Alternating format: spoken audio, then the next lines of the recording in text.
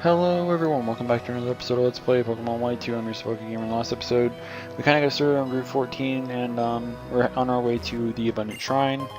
For anyone who's being impatient about what that item was, they either got it themselves, well, if they were playing along with me, or, you know, the suspense is over and you find out that it's a nugget. So, I mean, it's cool, I suppose. And what we're going to be doing today is we're going to be going to the Abundant Shrine and making our way to White Forest. And we'll be getting started on the route immediately after that as well. So we're going to do some kind of progressive stuff today, so I mean there's that. The second you walk in here, you're greeted with a little cutscene of a whole bunch of children talking about the legendary Pokemon Thundurus, Tornadus, and Landorus. Of course Landorus being basically the father of the other two, keeping them in line, etc. You know, but I mean, it's a thing. So we get to check around here. There's some items here and there. There's, I think, 3 hidden grottos in the area. No, maybe 2. I can't remember off the top of my head. We do visit every single one of them while we're here, but I'm pretty sure there's at least 2. But yeah, so, I mean, there's this house with this old person. There's a whole bunch of trainers that we get to battle. Lots of fun stuff. Of course, there's things that we need to cover today as well. For those of you who basically plowed through the few missions that we already knew about for the OmegaRuby and AlphaSapphire demos, obviously you haven't been playing it enough, because we already know that there's the first secret mission where you can end up battling against Team Magma or Team Aqua.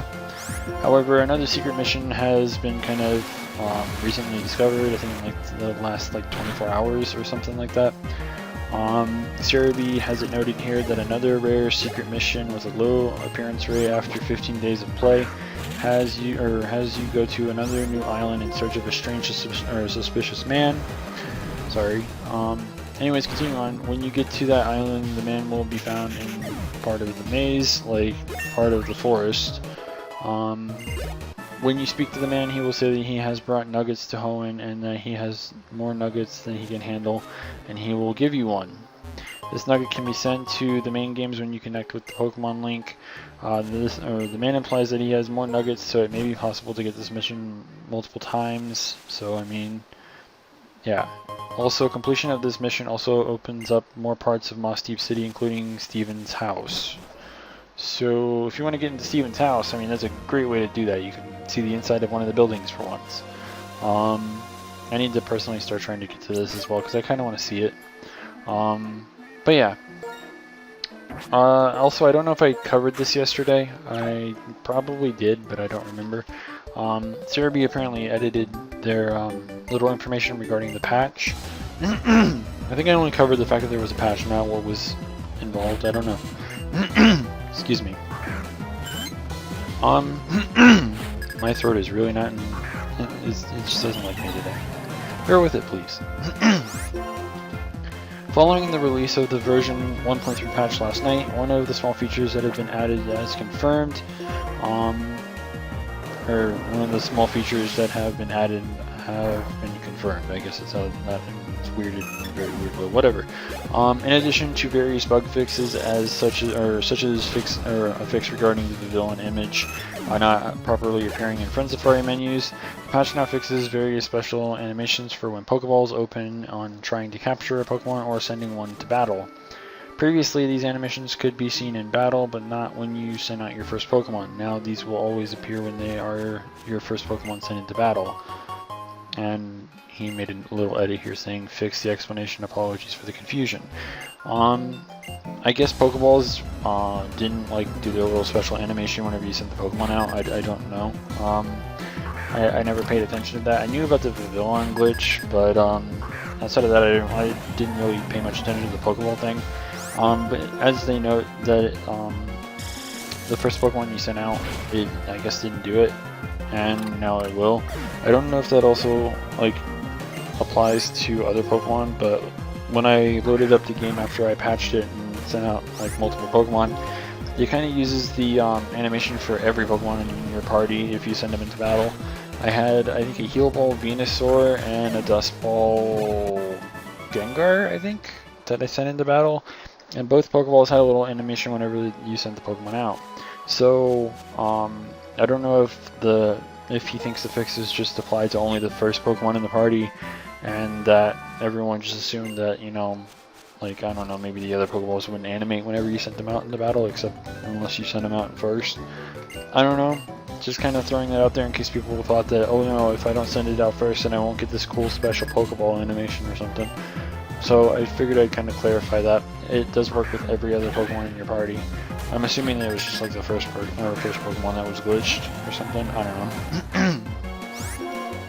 But yeah, I figured I'd bring that up as well in case I didn't do that yesterday, just to cover my own ass. But that's just me. Moving on, a new distribution has been revealed, I think only for South Korea. We'll have to kind of read this to make double sure. It has been announced that South Korea will receive a world-first distribution of the Pokemon to X and Y games. This distribution is of the Pachirisu that 2014 World Champion Stage and Park used to get victory. This distribution is via infrared at the Champions Ray Celebration, Dongdaemon. I think that's how it's pronounced. If I'm wrong, Korean people, you know. But yeah, the Dongdaemon Design Plaza in Seoul on November 15th and November 16th. This event comes at level 50 with the moves Nuzzle, Super Fang, Follow Me and Protect, ability of Volt Absorb, and holding a Citrus Berry. Full details of this distribution are not yet known, nor is it known if the event will go global. So be sure to check back for Serebii for that, because you never know. And then another thing that we kind of have here, it's you know, I don't know, it's kind of going off of a little bit of what we said before. Following on from the reveal of the new special mission in the demo yesterday, it has been confirmed by game director Shigeru Omori that there are various things that will activate after playing for a while. The Nugget mission and various changes in Moss Deep City, such as access to Steven Stone's house, start appearing for players around 2 weeks from the initial playthrough. We're still working on confirmations of specifics for the times, for the time, so keep checking back. So maybe, like, if you downloaded the demo on X date, like after a certain amount of time passes, there's a chance of you getting the newer things. I mean, there is such a thing as, you know, oh well, this event can happen only on X day in Pokemon games. I mean, when you think about like Black and White and Black and White 2, there's the Castelia Cone, which I believe you can only get on Tuesdays. That or Thursday or Wednesday, one of those 3 days. All I know is it's limited to like those days, and there's even a few like in-game like interactable Pokemon that you can kind of like meet. One of them being in the Undella Bay, which happens to be a Jellicent with, I think, its hidden ability. Just saying, I mean, hey, it's there. So I mean, like, it's not unheard of that this could be a thing. I mean, let's be real. I believe the demo is around 1,300 blocks, I want to say. No, 1,900, I think. Anywhere between 1,300 and 1,900. Let's just go with that. I mean, if you can get that one mission in the demo multiple times, we're talking about a lot of money that you can have right out of the gate for when you get the game. I mean, that's kind of ridiculous. I mean, being able to just get all the Pokeballs, potions, and everything else that you want. Not to mention you're already going to get like 100 potions through the code that you get. I don't remember if that's just for the dual pack or whatever, but still, it's kind of a thing.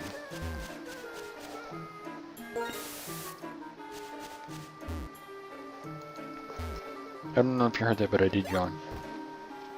My sleep schedule is still kind of wacky for me. I'm not exactly used to the sleep schedule I'm on now, but I am during the day awake.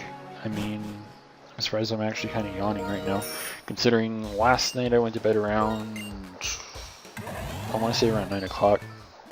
So, I mean, I feel like I shouldn't be tired right now, but I guess maybe I am. I don't know. It could be the weather. I do have like the strangest like things whenever it comes to the weather, but whatever. No one really cares about that, I guess.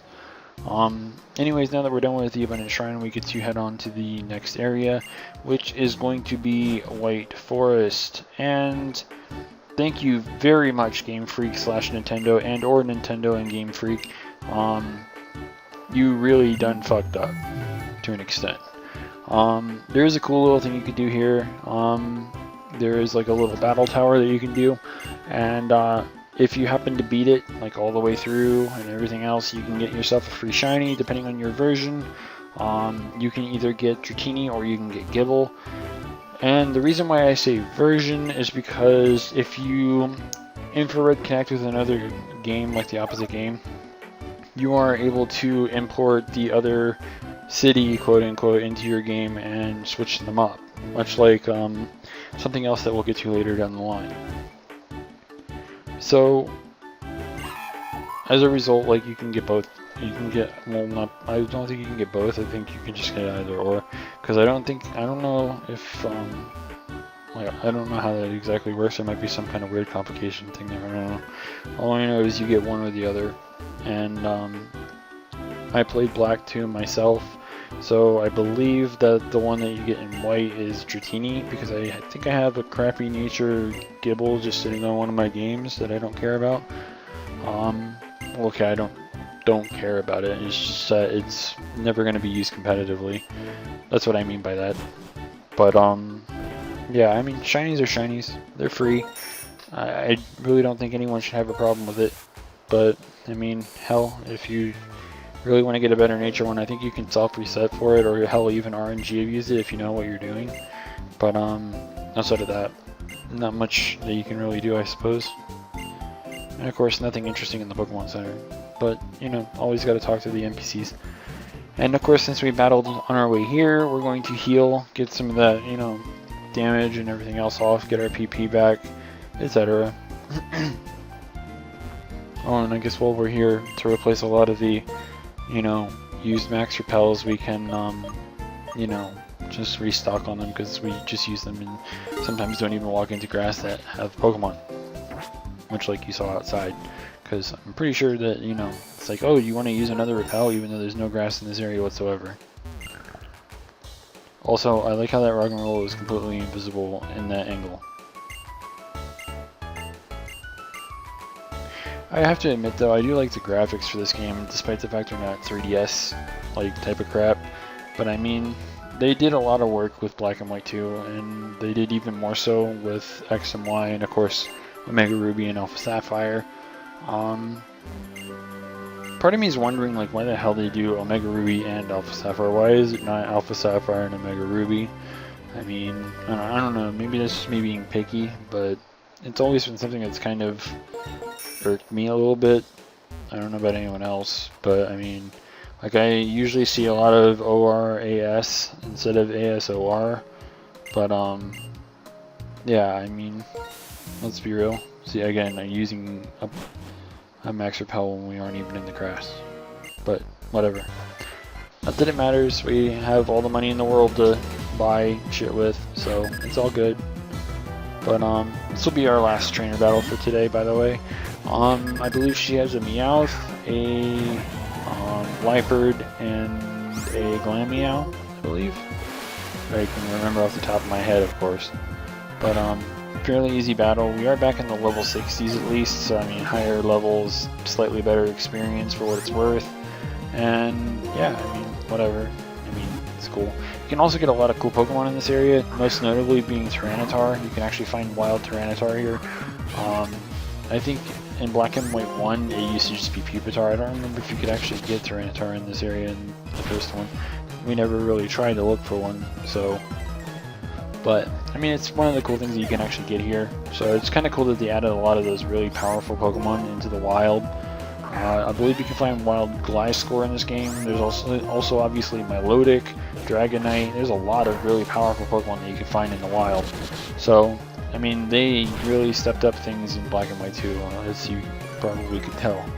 But, yeah. Anyways, with her defeated, we are pretty much out of time, so in the next episode we're going to be continuing on this route and hopefully making our way to you know, doing the next thing that we need to do. So be sure to stay tuned for that. If you haven't already, don't forget to rate, comment, subscribe, and until next time, this is the PokeGamer signing out.